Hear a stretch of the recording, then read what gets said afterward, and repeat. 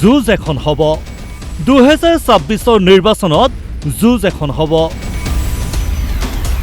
এয়া হৈছে প্ৰদেশ কংগ্ৰেছৰ নৱনিৰ্বাচিত সভাপতি গৌৰৱ গগৈৰ শ্লোগান। প্ৰদেশ কংগ্ৰেছৰ সভাপতিৰ দায়িত্ব লৈয়ে হুংকাৰ দিছিল যুঁজ এখন দিয়াৰ। কিন্তু কাক লৈ যুঁজ দিব গৌৰৱে? সকলোকে সামৰি ল'ব পৰা নাই গৌৰৱ গগৈয়ে। টিম গৌৰৱৰ স্থান নাই একাংশ জ্যেষ্ঠ নেতাৰ। জ্যেষ্ঠক এলাগী কৰি অন্তৰ্ভুক্ত কৰিছে একাংশ কনিষ্ঠক। উল্লেখ্য যে প্ৰদেশ কংগ্ৰেছৰ সভাপতিৰ দায়িত্ব লৈয়ে গৌৰৱ গগৈয়ে ৰাজ্যত নিযুক্তি দিছে ৮৮ গৰাকী পৰ্যবেক্ষক, ইয়াৰে অধিকাংশই ৩৫ বছৰৰ অনুৰ্ধৰ।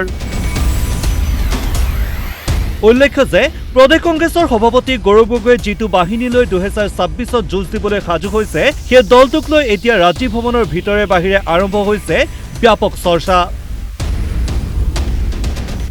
কাৰণ গৌৰৱ গগৈৰ ওচৰে পাজৰে পৰিলক্ষিত হোৱা নাই দলৰ একাংশ জ্যেষ্ঠ নেতা। দলৰ বেয়া সময়ত থকা একাংশ নাই গৌৰৱ বাহিনীত। সদ্যপ্ৰাক্তন প্ৰদেশ কংগ্ৰেছৰ সভাপতি ভূপেন বৰাৰো উপস্থিতি নাই ৰাজীৱ ভৱনৰ ভিতৰে বাহিৰে। 2026 চনৰ নিৰ্বাচনৰ পূৰ্বে প্ৰদেশ কংগ্ৰেছৰ সভাপতিগৰাকীয়ে আৰম্ভ কৰিছে ৰাজ্যৰ ইমূৰৰ পৰা সিমূৰলৈ যাত্ৰা। এয়া হৈছে গৌৰৱ গগৈৰ একাংশ সভা আৰু পদযাত্ৰাৰ দৃশ্য। কিন্তু ইয়াতো গৌৰৱ গগৈৰ বাহিৰে পৰিলক্ষিত হোৱা নাই কোনো জ্যেষ্ঠ নেতা।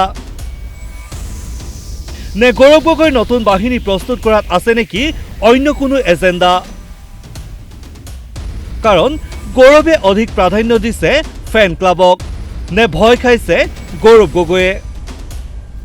মুখ্যমন্ত্ৰীয়ে কোৱাৰ দৰে বৰ্তমানেও আছে নেকি কোনোবা ৰাজীৱ ভৱনত বিজেপিৰ এজেণ্ট? প্ৰদেশ কংগ্ৰেছৰ সভাপতিগৰাকীয়ে এনেদৰে কেৱল একাংশক লৈ পাৰিবনে বিজেপিৰ বিৰুদ্ধে যুঁজ দিবলৈ?